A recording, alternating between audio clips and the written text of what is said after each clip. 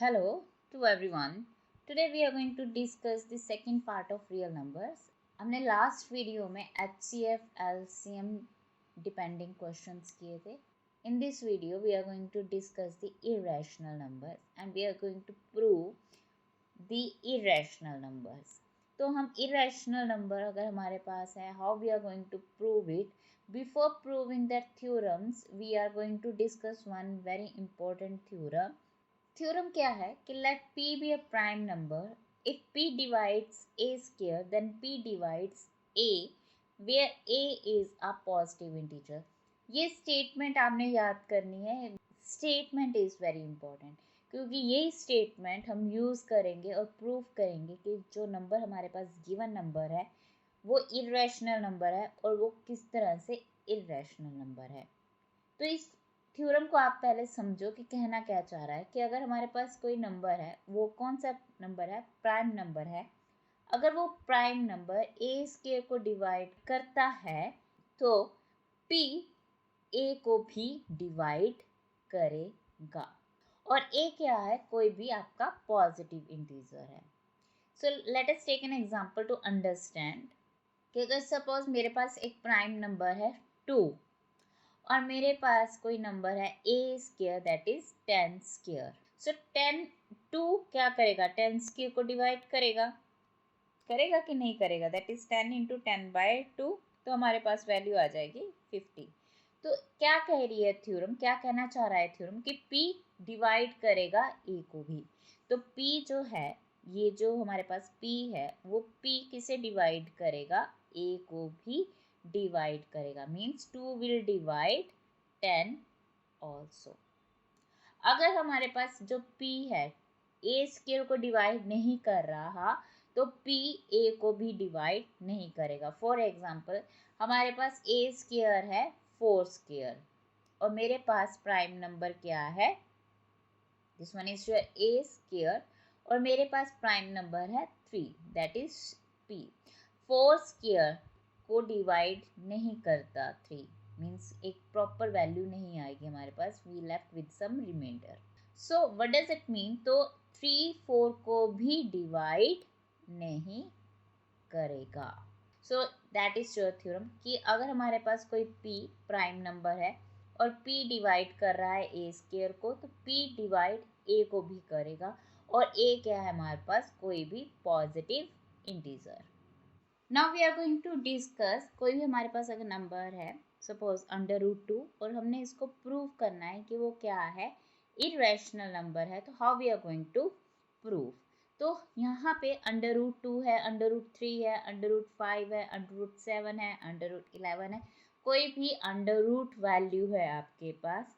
How we are going to prove it, वो एक particular जो स्टेप्स हैं वो सेम रहेंगे. So let us discuss that steps. तो √2 इज इरेशनल, ये हमने प्रूव करना है. हम सपोज करेंगे कि जो √2 है वो क्या है, एक रैशनल नंबर है. √, क्या है, रैशनल नंबर है. और रैशनल नंबर की हमें डेफिनेशन मालूम है कि कौन सा नंबर अगर रैशनल नंबर है तो उसकी डेफिनेशन क्या होती है, that will be in terms of p/q और q इक्वल्स टू 0 नहीं होना चाहिए. Let us assume that √2 is rational. So if it is rational, then we can find two integers in a such a way that r and s have a common factor other than 1.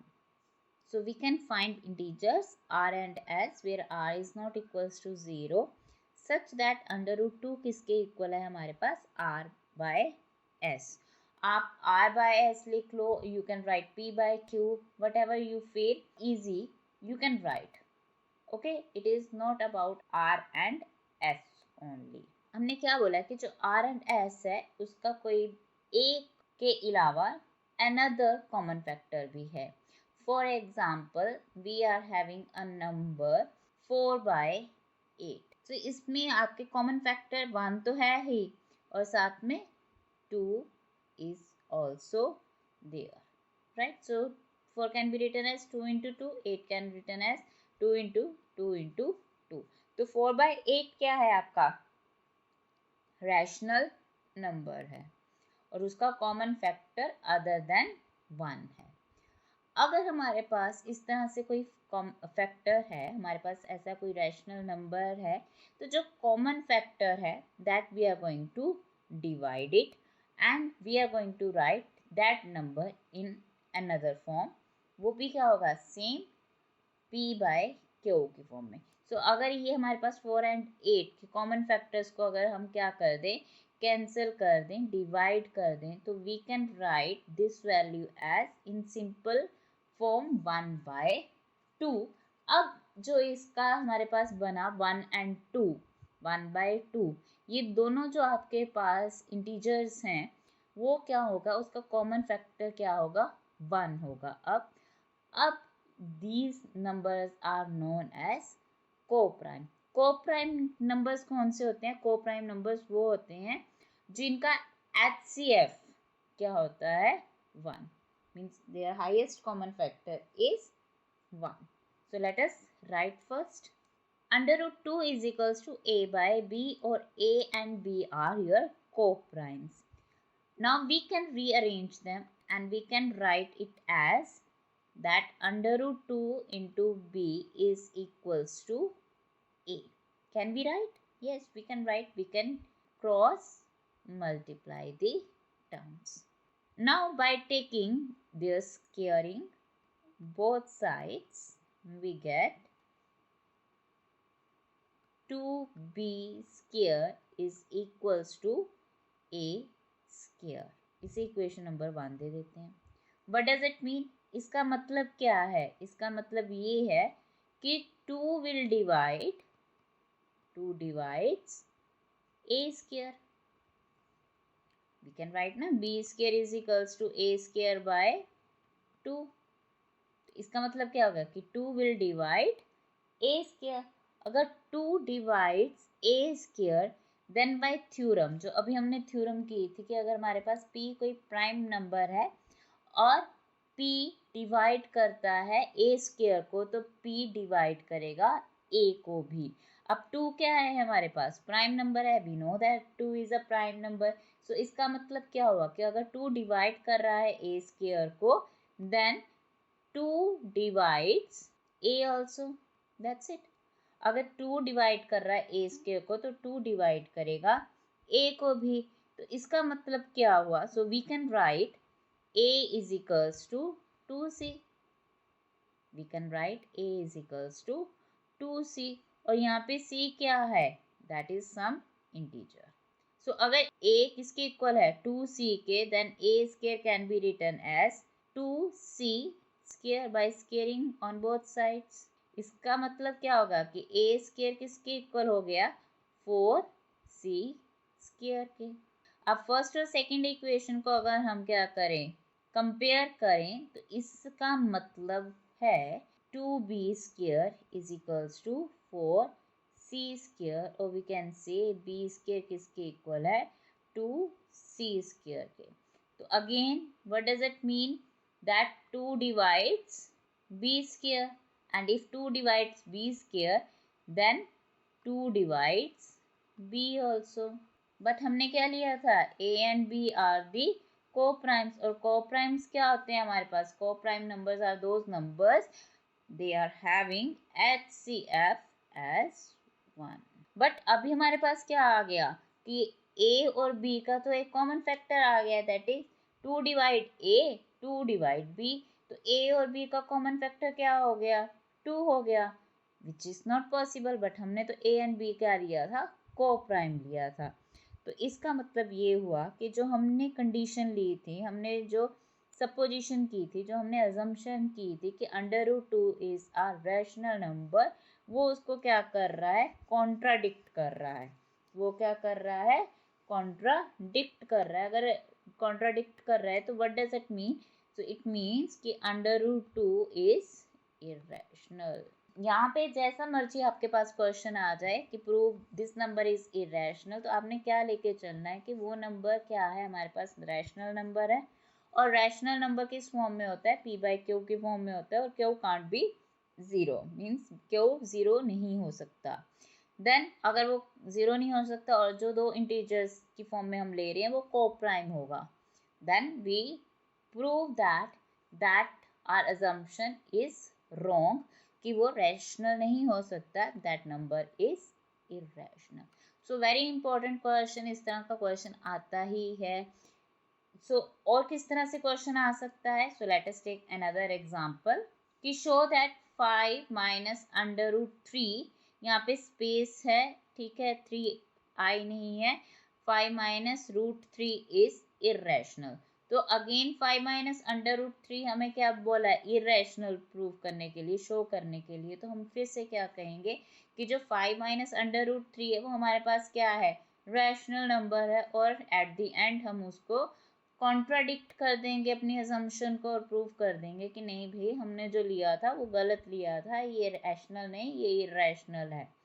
Okay, so let us take that how we are going to proceed for this question. तो same way हम क्या बोलेंगे कि let us suppose that, let us assume that, let us suppose that, let us presume, all are the same words, you can write any one of them.